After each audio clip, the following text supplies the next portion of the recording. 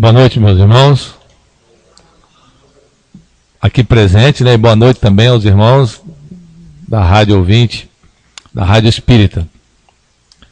Mais uma vez estamos aqui reunidos para estudarmos o Evangelho à luz da doutrina espírita. E é uma satisfação muito grande para todos nós. Também queremos agradecer aos irmãos que estão aqui pela primeira vez, Shirlene, ao Júlio. Sejam bem-vindos. Que a paz esteja com todos.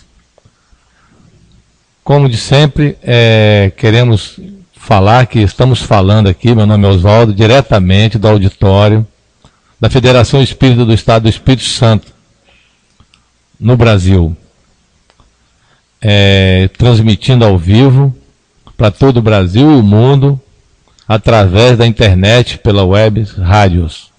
Rádio Espírita Capixaba, endereço eletrônico www.radioespírita.net.br, Rádio Sendo Espírita, endereço eletrônico www.sendespírita.net, e Rádio Espírita Chico Xavier, endereço eletrônico www.chicoxavier.net.br, Teoflotônio, Minas Gerais, Brasil. Esta noite vamos iniciar nossa palestra. Antes de iniciar, vamos fazer a nossa leitura preparatória com a irmã Jaldete. Boa noite a todos, encarnados e desencarnados, aos ouvintes da rádio. A lição é de número 21, o livro é o livro Pão Nosso, a psicografia de Francisco Cândido Xavier, pelo Espírito Emmanuel. Mar alto. E quando acabou de falar, disse a Simão: Faze-te ao mar alto, e lançai as vossas redes para pescar. Isso está registrado em Lucas, capítulo 5, versículo 4. Este versículo nos leva a meditar nos companheiros de luta que se sentem abandonados na experiência humana.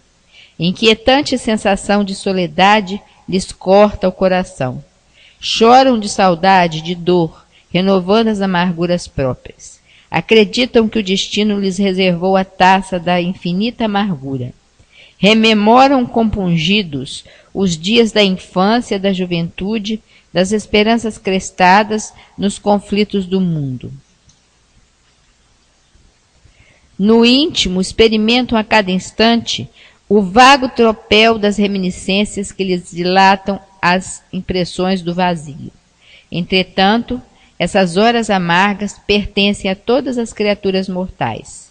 Se alguém as não viveu em determinada região do caminho, espere a sua oportunidade, porquanto, de modo geral, quase todo o espírito se retira da carne quando os frios sinais do inverno se multiplicam em torno. Em surgindo, pois, a tua época de dificuldades, convence-te de que chegaram para a tua alma os dias de serviço em mar alto, o tempo de procurar os valores justos, sem o incentivo de certas ilusões da experiência material. Se te encontras sozinho, se te sentes ao abandono, lembra-te de que, além do túmulo, há companheiros que te assistem e esperam carinhosamente. O pai nunca deixa os filhos desamparados.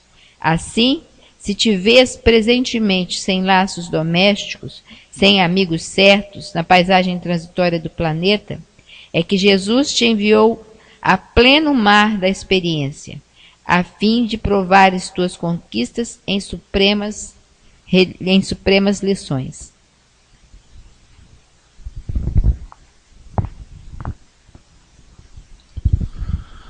Vamos, nesse momento, meus irmãos, levar o pensamento, rogar a Deus, a Jesus, aos bons espíritos, mentores dessa instituição, Dr. Bezerra de Menezes, patrono, pedindo a Ele as bênçãos do discernimento, da compreensão, em relação às palavras que o estudo hoje será colocado pelo irmão Albert. Que as suas bênçãos, Jesus, recaiam sobre todos nós e que tenhamos forças para perseverar no bem, nesses momentos tão difíceis em que passa todo o globo, toda a humanidade. Que o seu amor se estenda a todos os corações nesse momento, aos mais necessitados de todos os gêneros, tanto encarnados como desencarnados. Que a luz se faça cada vez mais nesse ambiente também. Que assim seja. Esta noite, mais uma vez, quem vai presidir o nosso estudo é o nosso amigo, irmão, Albert de Oliveira Lima. Albert é trabalhador da doutrina espírita, no Grupo Espírita Casa do Caminho, em Maruípe, aqui na capital de Vitória do Espírito Santo. E o tema de hoje, Justiça das Aflições.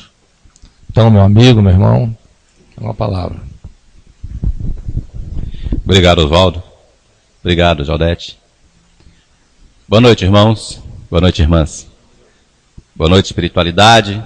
E boa noite, os irmãos e irmãs ligados na NET, a nossa TV, Rádio TV. Hoje nós vamos caminhar, navegar. É o capítulo 5 do Evangelho segundo o Espiritismo, Justiça das Aflições. Nós vamos passear por André Luiz, Joana de Ângeles, as obras kardecianas, as obras básicas, Vinícius, em torno do Mestre. Nós vamos refletir em cima que esses irmãos maiores que já caminharam, trouxeram para nós com relação à aflição, com relação à dor. Nós vamos perceber que a dor não vai ser apenas este sentimento que imaginamos. Dor, pensa em um machucado, um queimado, uma ferida. Vamos ter o alcance da dor e a necessidade da dor. Antes, vamos agradecer e parabenizar a todos nós que estamos aqui presentes. Porque para cada um de nós que está aqui, nesse momento presente, um grupo N, X de desencarnados nos acompanham. O apóstolo Pedro já disse que nós somos, acompanhados por uma nuvem de testemunhas. Dentre essas testemunhas estão os nossos anjos guardiões, que não são poucos, não é um, não é dois. Se formos no Evangelho segundo o Espiritismo, no item de preces inteligíveis, no item 11, prece para si mesmo,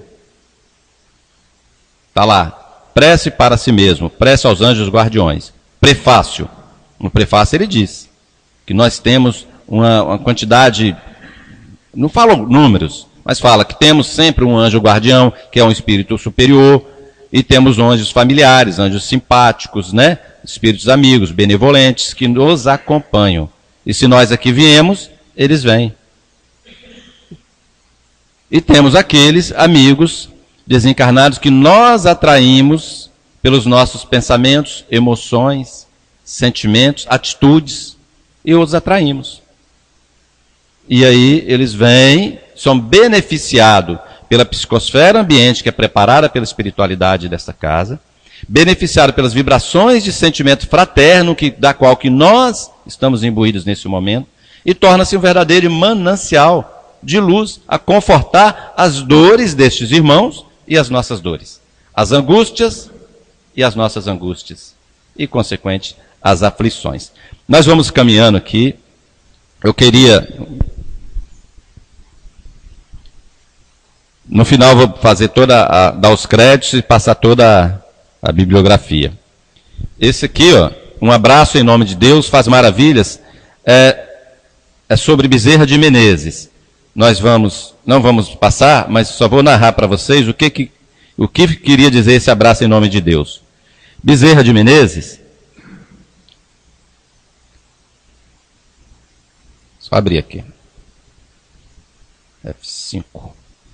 Bezerra de Menezes, em determinado momento, já no final da vida dele, já lá para os idos, ele desencarnou em 1900, ele, em determinado momento, um irmão desempregado, com a família com fome, o procurou na descida da Federação Espírita Brasileira, ficava na rua Passos, no Rio de Janeiro, tinha uma escadaria assim, na narrativa dos lindos casos de Bezerra de Menezes, E esse irmão foi, já sabendo que ele era o conconominado, né, o médico dos pobres, que era um coração amoroso, pediu alguma coisa. E ele enfiou a mão no bolso, não tinha nem a da condução, que ele ia, muitas das vezes, ia a pé do centro do Rio a Tijuca, não é perto. Quem conhece o Rio de Janeiro sabe que é uma distância bem boa, e ele ia a pé por falta de dinheiro da condução, que ele sempre doava aos outros. O anel, em outros casos nós já lembramos disso, que ele já tinha doado o anel para uma senhora que foi lá doente, ele prescreveu o remédio, ele sabendo que o problema da filhinha dessa senhora era fome, desnutrição, e precisava de um remédio fortificante. A mulher não tinha. Falou, doutor, não adianta você me dar esse remédio. Ele pegou o anel de formatura, deu para a senhora, para ela comprar alimento e comprar remédio. E nesse caso, esse irmão, ele não tinha mais nada. Ele perguntou, tem fé em Deus? Sim, doutor. Dei-me um abraço. Ele deu um abraço no irmão, falou, vá para a sua casa, dê este abraço aos seus familiares e faça uma prece e dorme com Deus. E era nas terças-feiras as reuniões, como aqui. Na terça-feira seguinte, Bezerra de Menezes descendo novamente, o irmão o aborda e diz, doutor, naquele mesmo dia eu fiz o que o senhor mandou, todos dormimos em paz, sereno. No outro dia consegui emprego, já arrecadei o dinheiro, já nossa família já está se alimentando e vem aqui lhe agradecer. O que estava dizendo, um abraço em nome de Deus tem muito valor. Bom, a dor como terapia, justiça das aflições. Vamos navegando com algumas perguntas. Dor. Vinícius, em torno do mestre, página 6366. Pergunta, não vamos responder, para reflexionar e lá na frente nós tirarmos as deduções. Será a dor um bem ou será um mal? Refletindo, vamos refletir. Se é um bem, por que considerarmos como indesejável? Vamos refletir. Se é um mal, por que Deus, que é justo e bondoso, permite que ela nos atinja? Refletindo cada um dentro de si.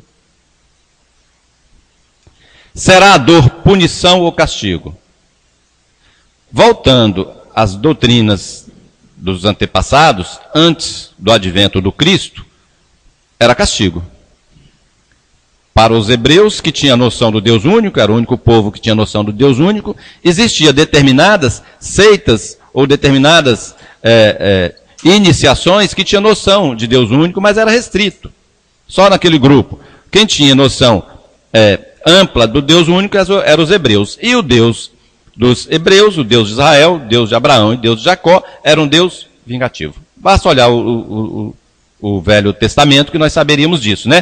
Tudo para os hebreus de bom, para os inimigos, tudo de ruim.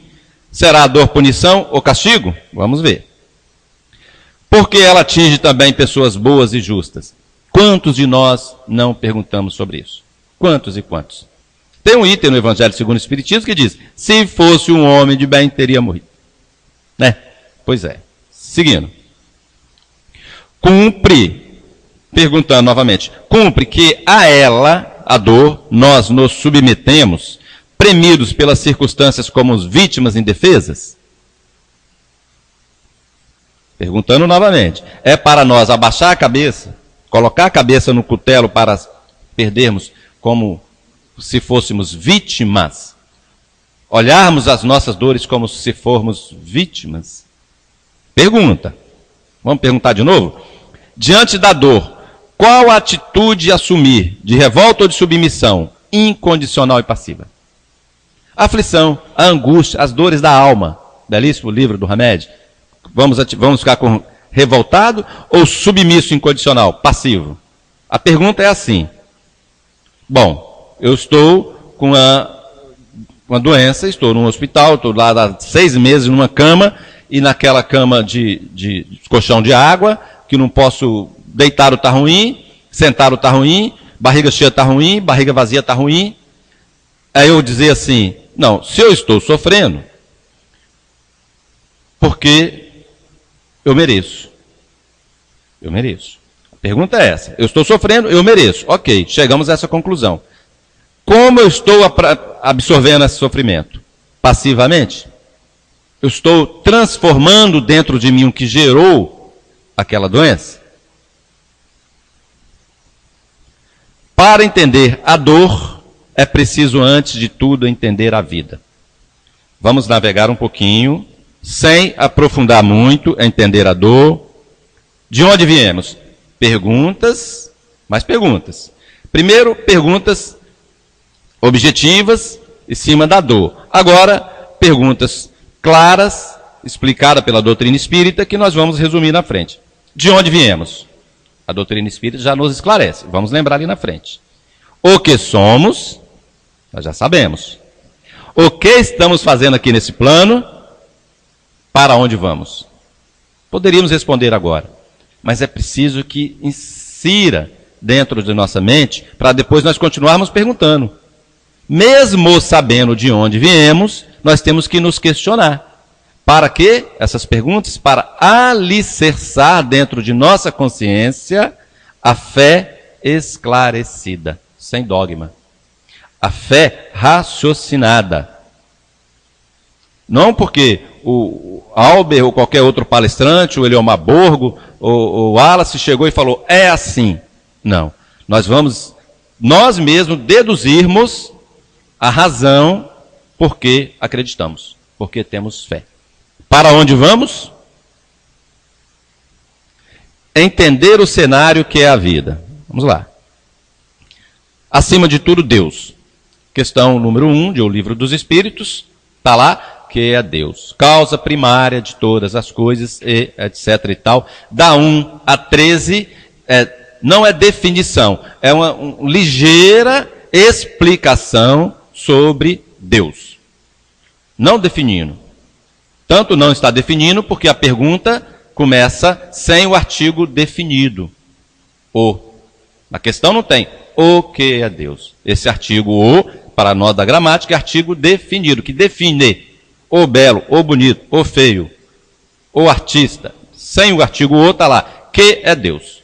E depois tem as explicações sobre as características de Deus, né? Pequenas, sucintas. Na 14, Kardec ia perguntando, e queria entrar num amaranhado que os espíritos da codificação não tinham palavras para dizer para nós, e nós não tínhamos condições morais, nem espirituais, logicamente, de compreender.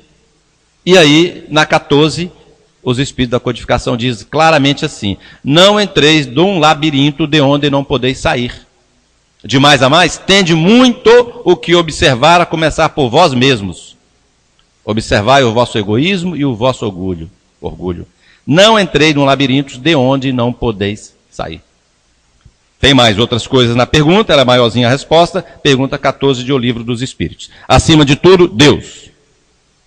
Autor das leis naturais, físicas e morais, que rege a vida universal. E é de acordo com essas leis que as consequências de nossos atos vêm natural e automaticamente. Veja. Pergunto. Simples. Lei da física. Eu pego esse copo, se eu solto, segundo a lei de Newton, a gravidade vai atrair. Aqui, nesse nosso plano. Nas condições normais de temperatura e pressão, se eu soltar aqui, vai cair. As minhas atitudes, como as leis naturais, vai deixar marcado indelevelmente, primeiramente no meu corpo perispiritual e segundo no cosmos, as consequências.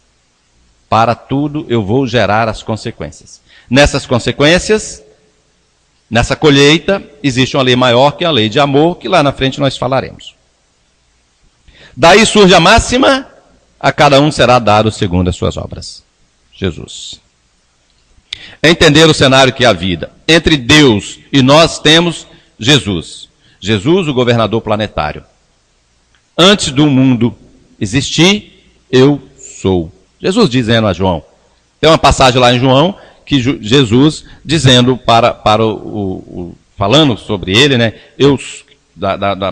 Do reino dele, da autoridade que ele tinha, disseram assim, nem tens 40 anos e já dizes que conhece Abraão. Jesus vai e fala assim, na verdade, antes de Abraão, eu sou. Segundo Emmanuel, no livro A Caminho da Luz, Jesus é o governador planetário, o formador desse planeta.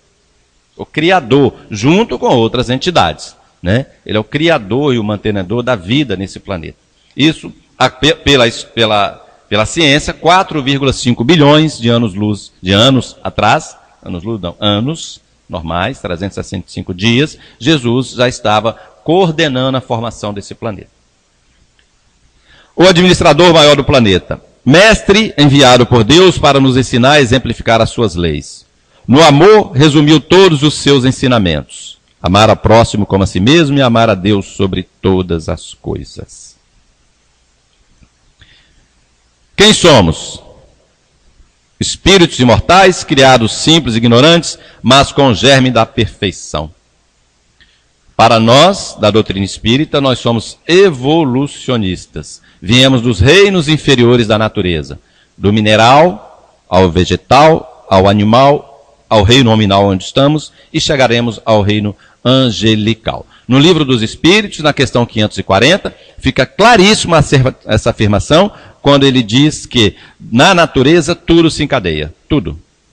Do átomo ao arcanjo, do qual ele próprio começou. Todos nós estamos nesse processo.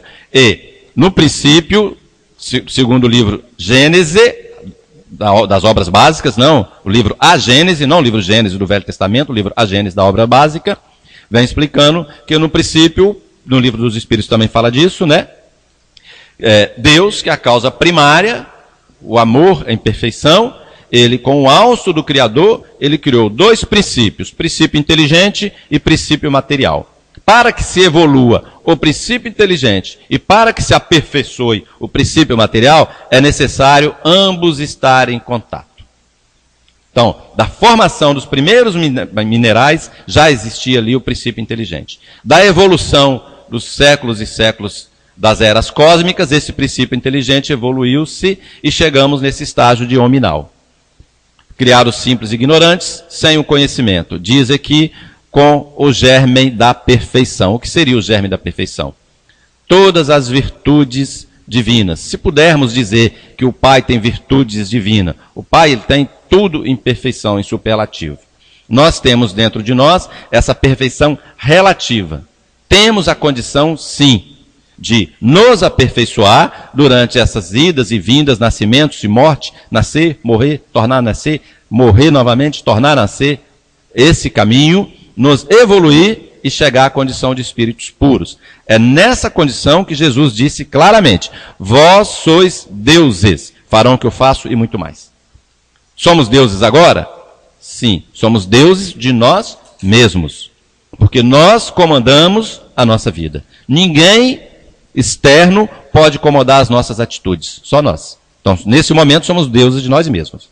À medida que nós evoluirmos, poderemos aperfeiçoar essas virtudes divinas e chegar à condição do Mestre Jesus, que um dia também foi como nós, mas como um espírito já milenar.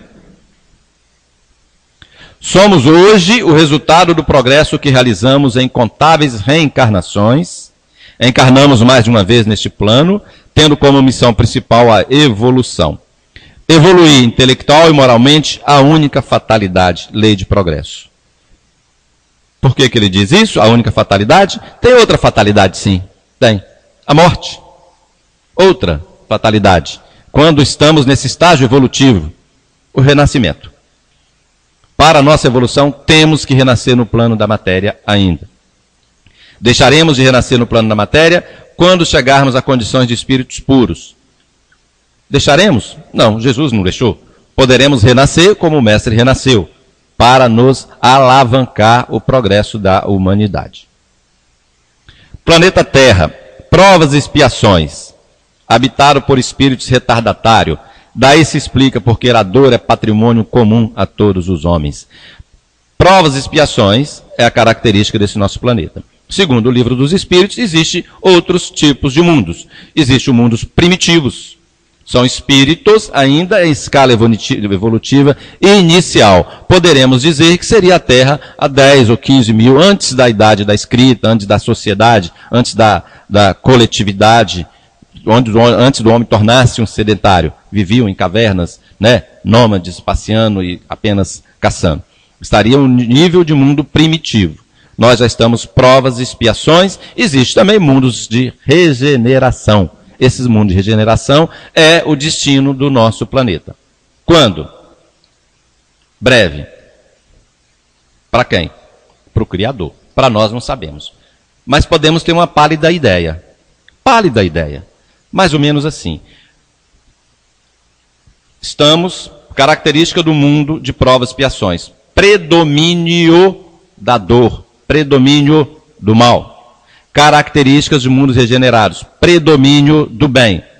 Quando deixaremos de ser mundo de provas e expiações? Quando nós progredirmos e renascermos melhores e o número de espíritos benevolentes ser maior do que aqueles ainda arraigados nos vícios, ou nas maledicências, ou no crime. Ainda terá espíritos maus. Ainda terá espíritos mesquinhos, orgulhosos, egoístas, só em menor número. Será mundos de regeneração. Existem mundos felizes, mundos sublimes e mundos divinos. Local onde os espíritos vêm lutar pelo seu engrandecimento, obtido pelo trabalho, sacrifício e luta. Como nós poderemos querer estar em um mundo melhor, um mundo de regeneração, se não estamos habilitados para lá estar? Começa pelos princípios básicos. Existe o nosso corpo perispiritual, este que sobrevive à morte. Este corpo perispiritual há um peso específico.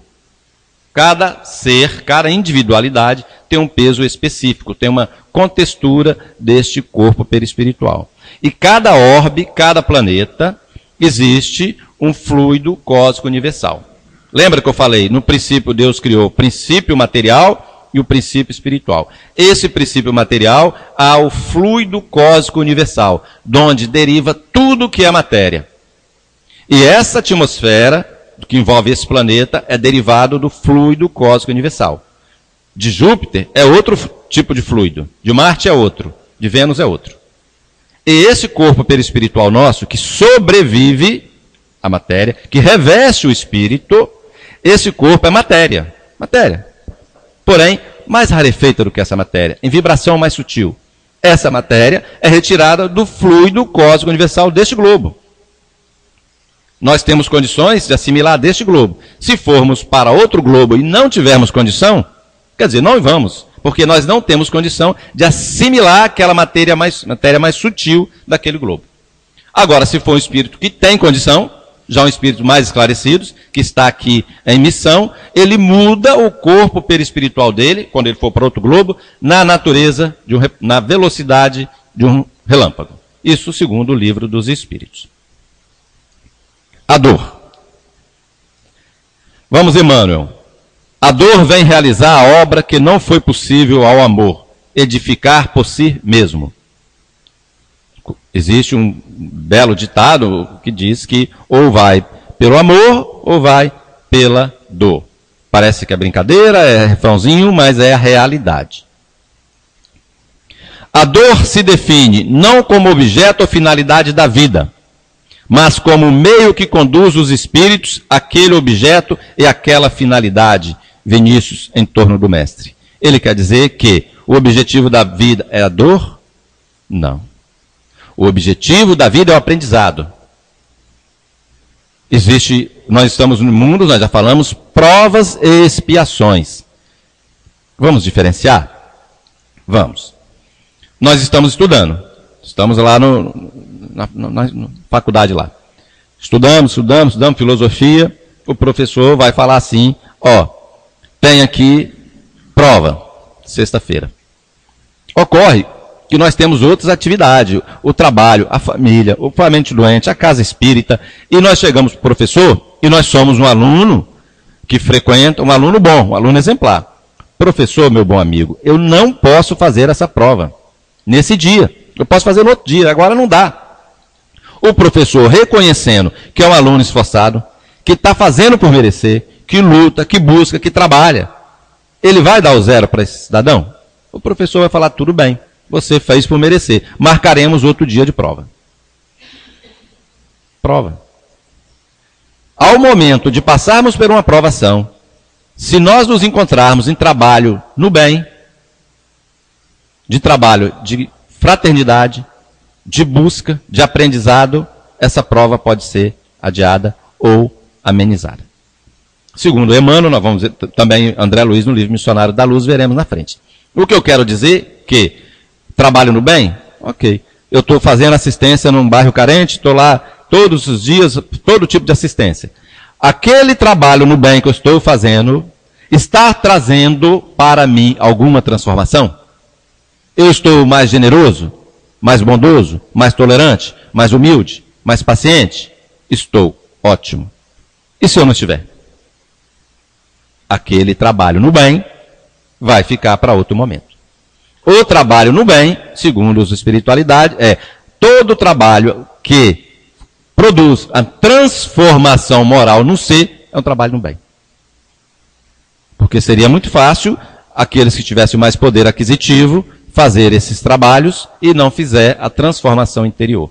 Então é nesse sentido que vem essa dor. Não se define como finalidade da vida. Dor não é o objetivo. O objetivo é o esclarecimento da alma imortal. O objetivo é a transformação. A popular e bem falada e linda, maravilhosa, chamada reforma íntima. Importante.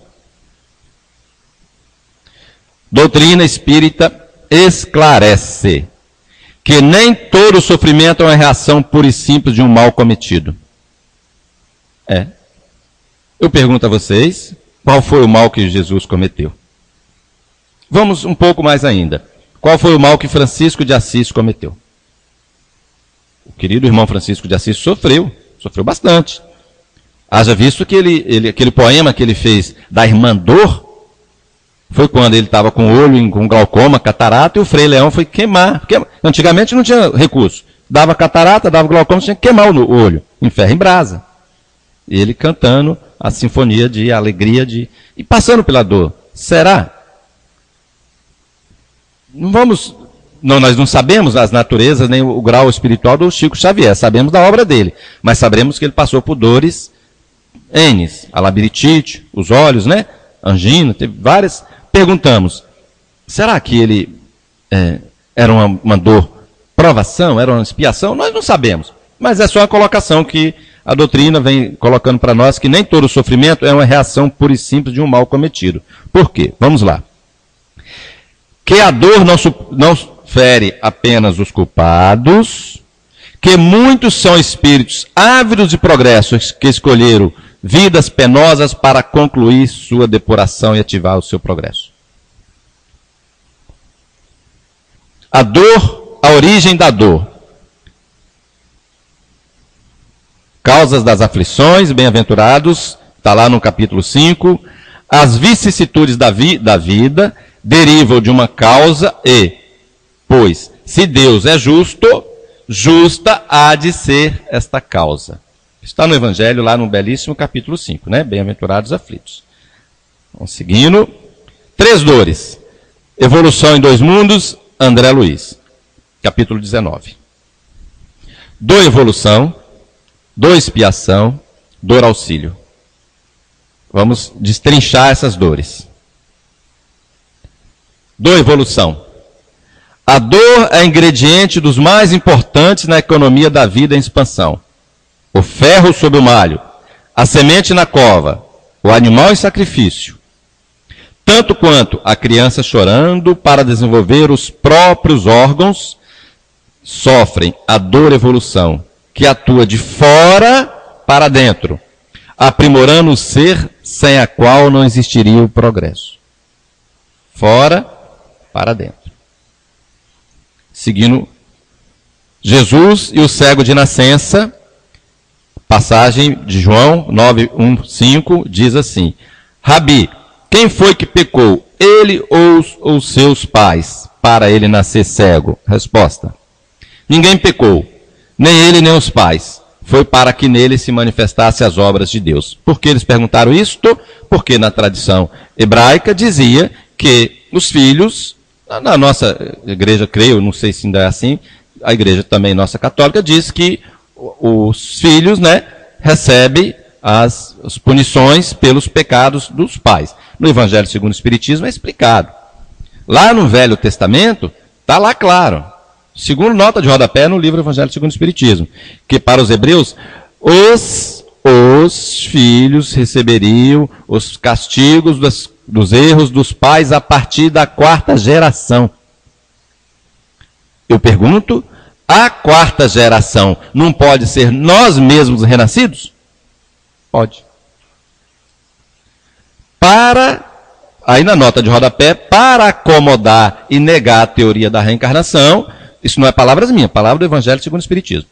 Nota de rodapé. Para acomodar a teoria da não reencarnação, a igreja trouxe colocando a partir da 2ª e 3ª geração, o que não pode mais ser o espírito reencarnado. Quando diz é o espírito reencarnado, aquele que eu aqui cometi desatinos 1000 e renasci lá na frente, na 4ª geração, na mesma família, sofrendo as consequências. Nesse caso, eles perguntam, foi o cego que pecou? Ou foi os pais? O cego não foi, porque ele nasceu cego, é cego de nascença. Os pais, Jesus veio dizer a eles que não, deixou claramente. Ninguém pecou, nem ele nem os pais. Foi para que nele se manifestassem as obras de Deus. 2 colocações, 2 assertivas. Uma, ele não precisava passar pela prova da cegueira, mas pediu para passar, para que se cumprisse as obras de Deus, ou precisava, ou em determinados momentos lá de outras vidas, ele fez por onde merecer. Mas naquela vida, ele era inocente. Jesus demonstrou que as lutas e as dores deste mundo vão além do resgate das faltas. São para ativar o progresso individual e coletivo, dor e evolução. Vamos lembrar também da irmã Dulce, no final da vida dela, né, ela já ficava lá de caminho, e tanto amor naquele coração, tanto desprendimento. Dor e expiação. Falamos dor e evolução, vamos para a expiação.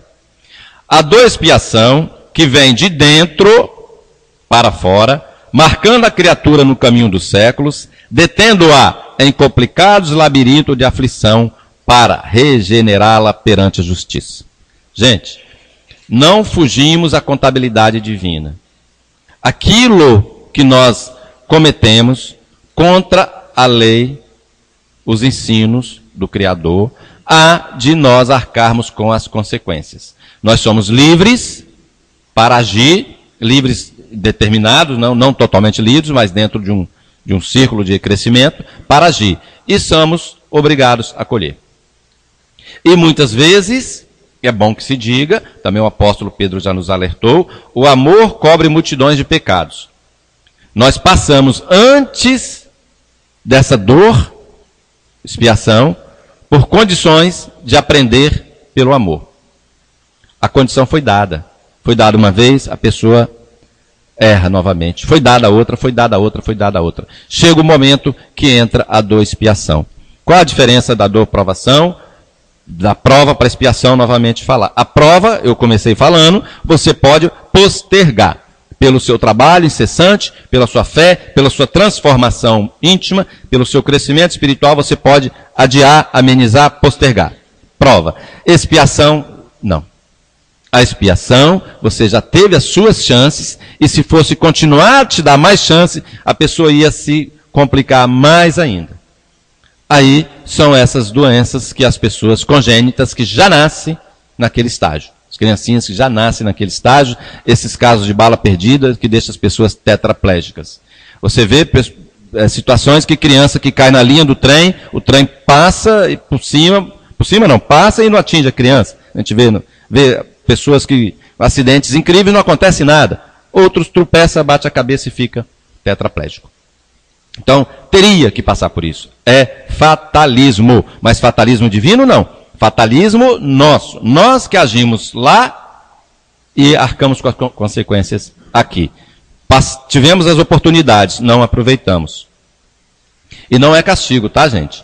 Toda dor, nós temos que desmistificar dor, castigo, dor, punição, dor, karma, dor, cruz. Nada disso. É dor, escola. Que se nós continuarmos, eu estou sofrendo por castigo, ou, um exemplo bem simples, né? A pessoa tem um marido ou uma esposa, difícil, muito difícil, mas difícil mesmo, mas não vai separar. Fala assim, eu não vou separar porque eu tenho que carregar essa cruz, senão na vida que vem eu vou continuar vou ter que casar com ele de novo, ou com ela. Mas eles estão juntos para se afinizar, para se respeitar, para criar dentro dele a tolerância, já que o amor de almas não vai ser possível naquele momento. Mas ficam brigando durante 40 anos, 50 anos, porque eu tenho que ficar, porque se eu não ficar, eu não cumpro o meu papel. Não cumpriu papel nenhum, porque não aprendeu. Uniu-se sobre o mesmo teto para gerar ali a harmonização daquelas duas almas, a libertação através do perdão. Vão nascer de novo, juntos. É nesse sentido. A dor é para ensinar. Causa das aflições, vamos seguindo. Remontando-se à origem dos males terrestres, reconhecer-se-á que muitos são consequência natural do caráter e do proceder dos que suportam. Então, vamos seguindo aqui, ó. Ele vai colocar isso aqui, ó, dizendo que a maioria do que ocorre no mundo, grande massa de sofrimento, é consequência das nossas atitudes atuais. Simples. Qual o predomínio desse mundo? Dos ignorantes? Dos orgulhosos? Dos egoístas? Dos maledicentes?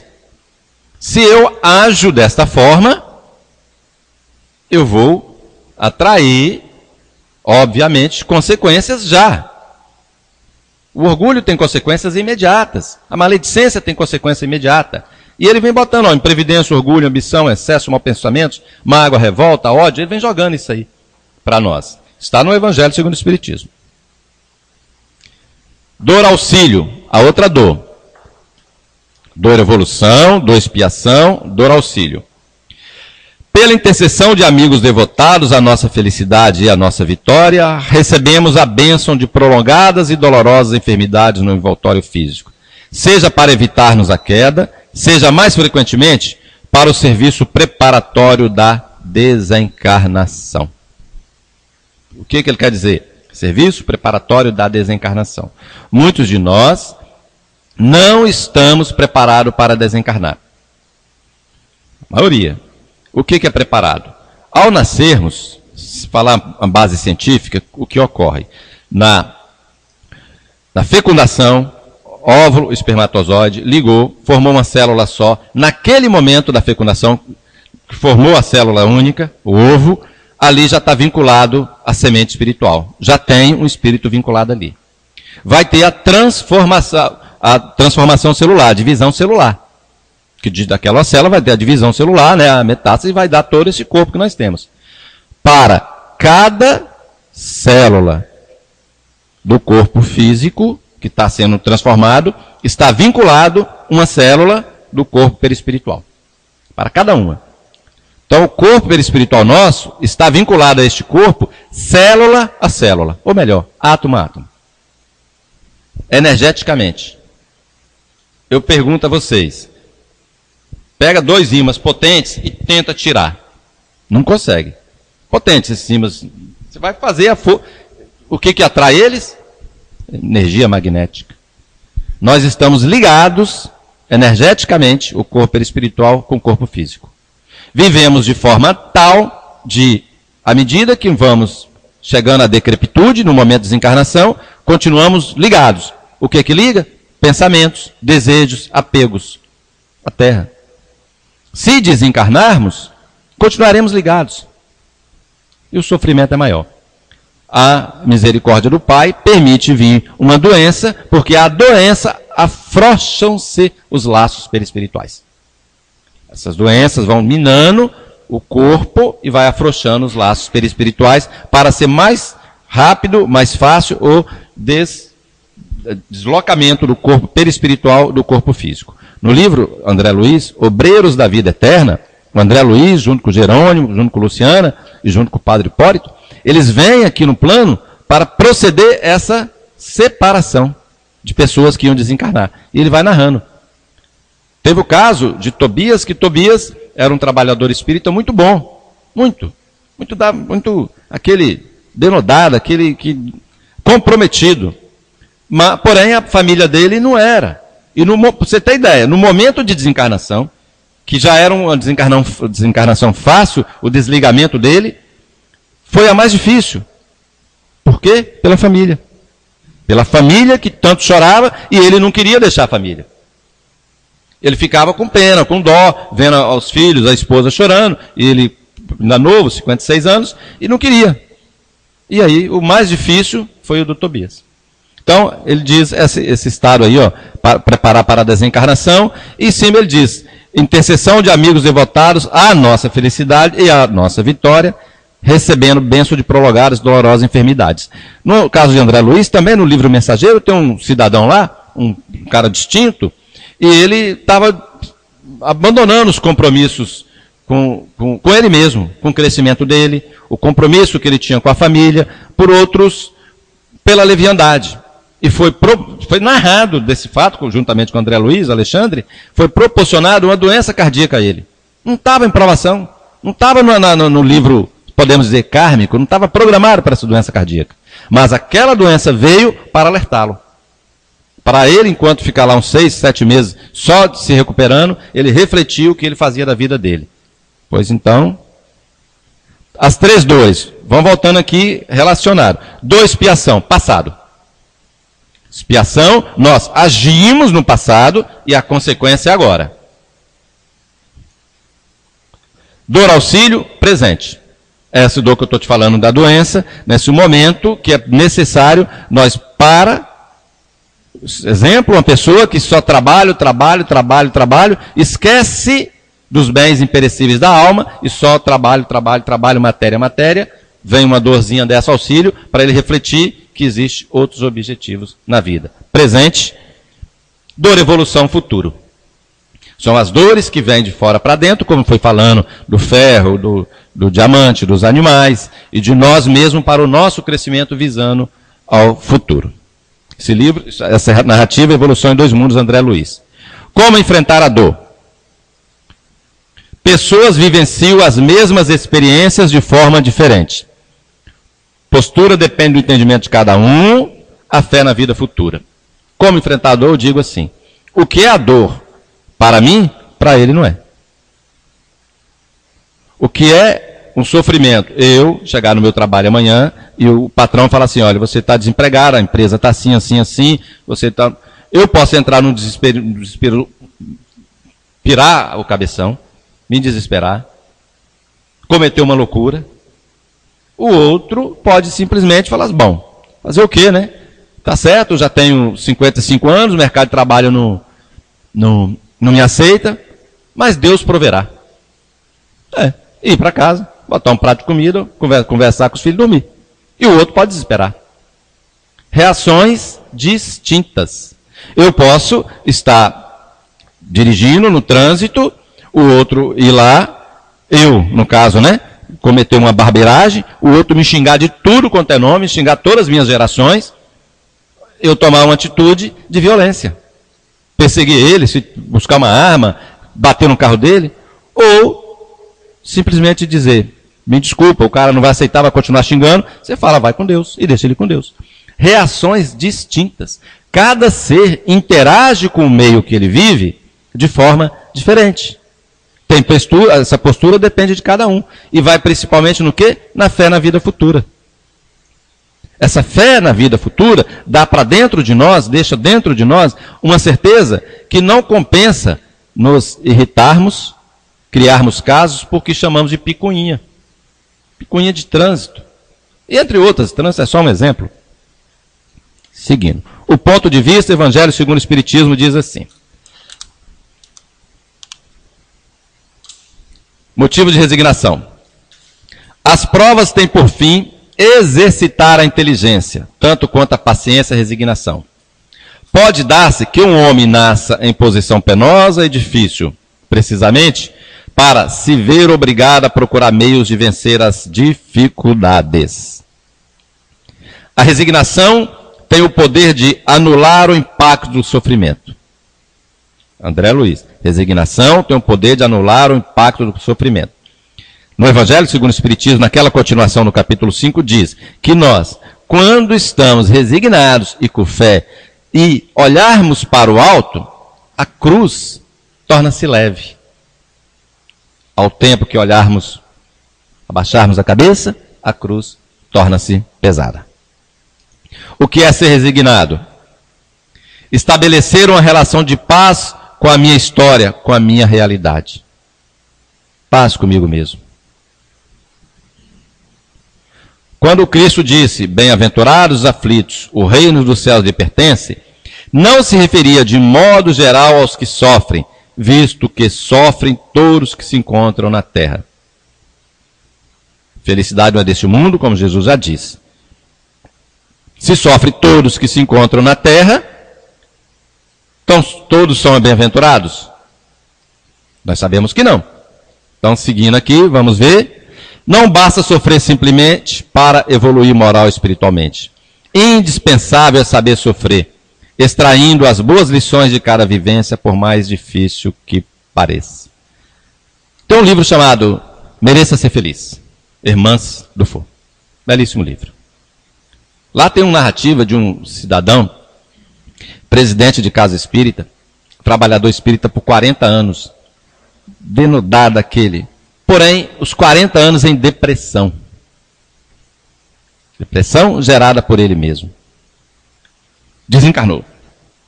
Aí ele desencarnou, tem um hospital lá no plano espiritual, fundado por Eurípides Barçanufo, chamado Nosocoma Esperança. É narrado no livro Tormentos da Obsessão, do Manuel Filomeno de Miranda. E ele foi nesse hospital. Esse hospital tem um pavilhão grandioso para o que eles chamam espíritas que faliram. Espíritas que esperava-se um pouco mais e não fez. Isso o Eurípides Barçanufo preparou essa ala que quando ele vivo, ele aqui faleceu em 1918, ele percebia que muitos espíritas desencarnavam em condições deploráveis, podemos dizer assim, do jeito que o Manuel Filomeno de Miranda escreveu na obra. E esse irmão foi para esse hospital. Deprimido. Se você desencarna deprimido, continua deprimido. E ele estava esperando que, pelo trabalho que ele fez, ele ia desencarnar e encontrar ia direto para um local, uma mansão celestial. Mesmo conhecendo a doutrina espírita, mas não conhecia do lado de fora, não conhecia a doutrina do lado de dentro, ou melhor, ele entrou na doutrina espírita e a doutrina espírita não entrou nele. E ele conversando com um doutor, lá no plano espiritual, e dizendo que se ele não suicidou-se quando vivo, porque ele sabia das consequências. Mas se ele pudesse, ele se suicidaria depois de morto. Palavra desse cidadão que está no livro Mereça Ser Feliz, da Irmãs do Fogo. O que queremos dizer com isso? A dor não é sinônimo de libertação de prova, libertação de karma, crescimento. A dor não é sinônimo. O que é sinônimo é consequência que a dor vai deixar em nós. Essa dor, essa aflição que eu estou fazendo, está me deixando mais generoso, mais brando, mais humilde. Não é, veja bem, não é humilde, não é generoso, é acrescentar um pouco de generosidade. Que nós não vamos sair dessa condição ainda de sofrimento gerado pelos nossos atos equivocados para um estágio de espíritos já bondosos. Mas podemos ter atitudes generosas, atitudes bondosas, atitudes amorosas, de tolerância, de benignidade. Temos três situações. Aquele que pensa no mal e age, aquele que pensa no mal e não age, e aquele que não pensa no mal. Se nós chegarmos na condição de sentirmos o desejo premente da maledicência, da tagarelice, e fazermos como diz o Chico Xavier, pegar a água, botar na boca e não engolir. Eu quero exercer a maledicência, mas eu vou botar água na boca e não vou engolir. Vai passar à vontade e eu não fiz. Já está de bom caminho. Porque nós estamos saindo do estágio de pensar e agir para o estágio de pensar e não agir. Porque o exercício, a disciplina, antecede a espontaneidade. Quando nós disciplinarmos os nossos impulsos, nossos desejos, exercitar um desejo concreto no bem, em breve nós teremos espontâneo no bem. Vamos para finalizar, dizendo aqui o bem e o mal sofrer. O desânimo é uma falta. Deus vos recusa consolações desde que vos falte coragem. Ele já muitas vezes vos disse que não coloca fardos pesados em ombros fracos. O fardo é proporcionado às forças, como a recompensa ou será a resignação e a coragem. Lacordaire, Havre, 1863. E vamos fechar com as 3 cruzes.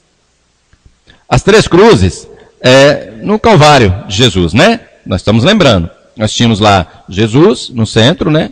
Uma cruz com um ladrão, outra cruz com outro ladrão. E naquele momento tem o que nós chamamos do bom ladrão e do mau ladrão, se podemos dizer assim. A do centro é a dor de amar sem ser amado, nem compreendido, daquele cujo crime consistiu em ensinar a doutrina de amor e bondade. Quem? Jesus. A cruz do bom ladrão representa a dor do arrependimento, a dor que regenera, que transforma e liberta o espírito, a dor daquele que, ciente de suas imperfeições, enfrenta os sofrimentos e as angústias da existência com resignação e humildade, sem revolta. A dor daquele que bate a mão no peito, bota a cabeça para baixo e diz: Pai, tende misericórdia de mim, pois sou um pecador. É a cruz do bom ladrão. A cruz onde praguejava o mau ladrão ostenta a dor da revolta, a dor do orgulho vencido, a dor de quem atribui suas vicissitudes aos outros e nunca a si mesmo. Descrendo da justiça divina, julgam-se vítimas. É chamado o mau ladrão. Quando nós, avaliando a nossa real situação, chegarmos à conclusão de Pai, tende piedade de mim, pois sou um pecador, nós estamos no caminho correto. Se chegarmos à conclusão, Pai, castiga o meu vizinho que ele está fazendo sofrer, ou, nem tanto, ou achar que todo o meu sofrimento deriva da atitude exterior, atitude do vizinho, da mulher, do filho, da sogra, do cunhado, do colega de casa espírita, nós continuaremos com a dor nesta vida e, consequentemente, em outra vida. Eu agradeço muito, agradeço mesmo, agradeço a boa vontade, a Berenice por me convidar, Oswaldo, Jaldete, todos vocês por estar aqui falando para vocês. Agradeço os rádios ouvintes da internet e a espiritualidade que nos permitiu. Tenhamos uma boa noite e vamos em paz. Obrigado. Nós é que agradecemos ao Albert. Esperamos tê-lo breve novamente para presidir mais um estudo. E agradecemos também a presença de todos. Esperamos que os irmãos que estão aqui pela primeira vez retornem. Lembrando sempre que a doutrina espírita é o consolador prometido por Jesus. No capítulo 14, segundo São João, no Evangelho de Jesus, no versículo 26, Jesus comenta que o Consolador relembraria tudo o que ele fez e acrescentaria mais. Então a doutrina espírita é isso, é a explicação do que foi falado hoje aqui, da dor, do ser, o espírito, a imortalidade, a reencarnação, a comunicabilidade entre os mundos e as dimensões. Deus, quem somos, como foi falado aqui. Então, vamos estudar, porque o estudo nos fortalece para podermos fazer, como o Albert colocou aqui, a nossa reforma íntima. Sair desse plano inferior de orgulho, de vaidade e prepotência, para um plano ético-moral, de bem e de amor. É essa a nossa missão. Nós temos que atingir esse patamar que está fadado a nós desta evolução. Todos nós um dia seremos um espírito puro, todos, indistintamente.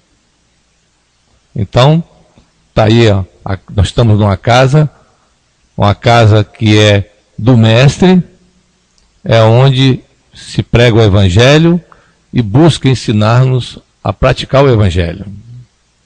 Então estamos a livraria ao lado e estamos à disposição, o Albert também, para qualquer pergunta, caso haja aí algum irmão logo após o término do nosso estudo. Então vamos encerrar com os irmãos da Rádio Espírita. Isso.